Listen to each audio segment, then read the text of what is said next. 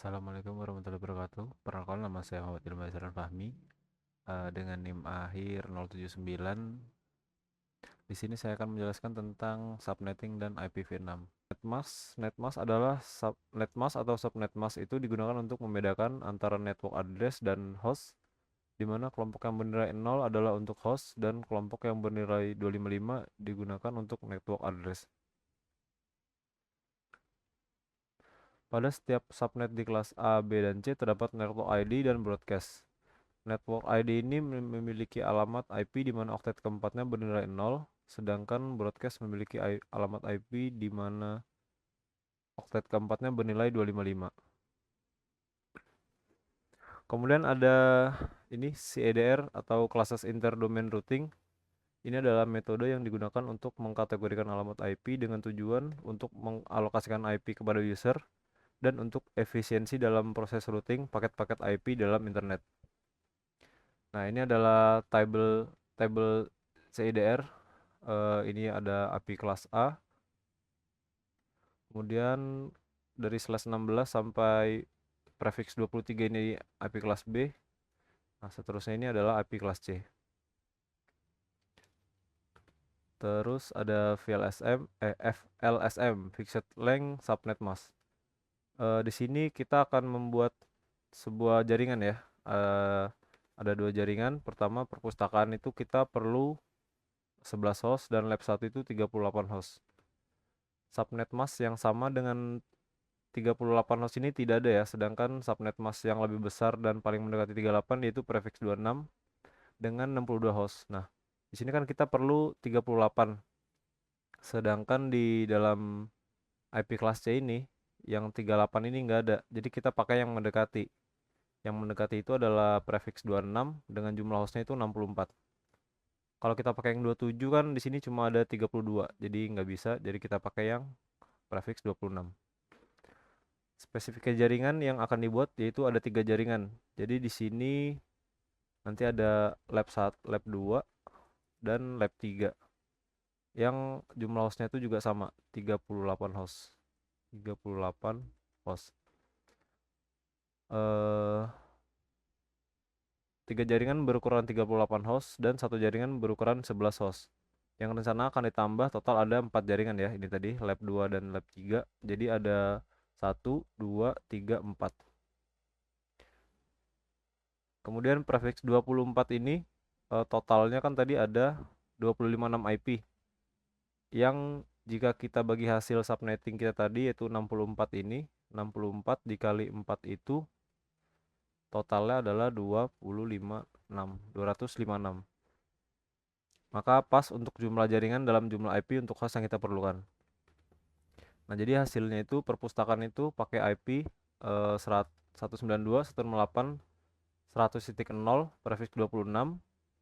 Kemudian lab 1 itu menggunakan IP 100.64, lab 2 itu 128, dan lab 3 itu menggunakan 100.192. Di sini sebelumnya saya jelaskan dari 0 ke 64 ini. Pertama, ini network ID-nya itu ya 100.0 ini ada network ID dari IP ini. Kemudian ada tadi ada host ya, ada jumlah host. Jumlah hostnya itu yang bisa dipakai itu dari 100.1 sampai 100.6362. Nah, terus jumlah yang terakhir itu ada broadcast. Broadcastnya itu 100.64. 63 deh, sorry. 60, aduh, mana ini? 63. Nah, 63. Jadi di sini dilanjutkan network address-nya itu network ID-nya itu 100.64. Kemudian hostnya 100.65 sampai 126. ini yang bisa dipakai. Terus tuh ada broadcastnya itu tadi 100.1 100.128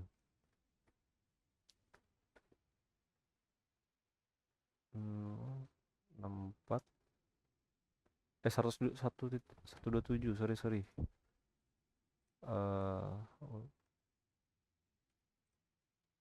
Broadcastnya dari 64 ini 100.127, karena 128 ini untuk network ID-nya ini lab 2 ya. Nah, ini seterusnya. Kalau di total ini semuanya itu adalah 256.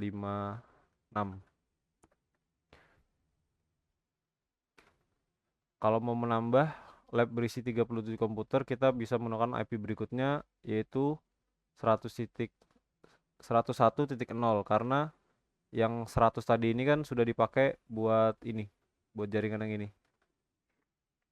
Jadi kalau ada jaringan baru, kita pakai yang 100.1, kita lanjutin. Kemudian ada VLSM, variable length subnet mask. Di sini kita akan membuat 3 jaringan ini ya. Konfirmasi dulu apakah ada rencana penambahan dari 3 jaringan ini. Jika tidak ada, kita bisa langsung menghitung dari host yang paling besar, yaitu 32. Ini untuk memudahkan pembagian IP. Gunakan tabel subnetting ini. Netmask yang hostnya sama dengan atau lebih besar mendekati 32 adalah 64. Karena kalau kita pakai yang 32 ini kurang. Karena kita perlu 32 host. Sedangkan prefix 27 ini kan 32. Ini 32 itu network ID-nya dikurang sorry. Kalau pakai IP yang prefix 27 ini kan totalnya ada 32 IP ya. 32 IP ini kan dikurang 2 dulu untuk network ID sama broadcast. Jadi total hostnya itu cuma 30. Jadi kita nggak bisa pakai, kalau pakai yang 27, jadi kita pakai yang 26. Iya, prefix 26. Maka network dulu itu adalah 192 172 16 1.0 prefix 26. Ini sampai 16.1 titik, kalau udah 64 berarti 63. Kemudian hitung network yang terbesar setelah guru, yaitu network TU dengan 14 host. Gunakan prefix 28 dengan 14 host, karena ini 16 dikurang 2. Tadi untuk network ID 1 dan broadcast 1, jadi hostnya 14. Nah, ini pas. Maka IP-nya itu adalah 172.16.1.64. Ini bisa digunakan sampai 172.16.1.79 prefix 28. Ini tadi prefix 26. Karena ini jadi totalnya ada 32, kemudian ini ada 14. Jadi dilanjutin dari ini 63 dilanjutin ke 64 untuk network setelahnya. Nah, untuk yang siswa kita bisa pakai, di sini kan ada 5 host. Jadi kita pakai yang prefix 29. Jadi IP selanjutnya itu untuk siswa ini adalah 172.16.1.80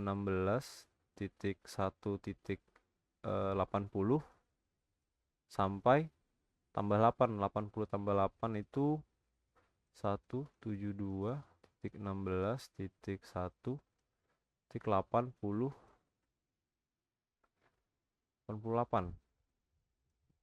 prefix 29. Sorry. Tadi ini salah ya. Bukan 88, tapi 87.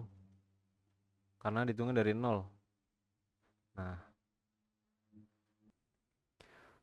kemudian ada IPv6 Internet Protocol versi 6 atau IPv6 juga disebut dengan IP Next Generation, dirancang oleh Internet Engineering Task Force atau IETF. IPv6 ini adalah versi IPv4 yang ditingkatkan.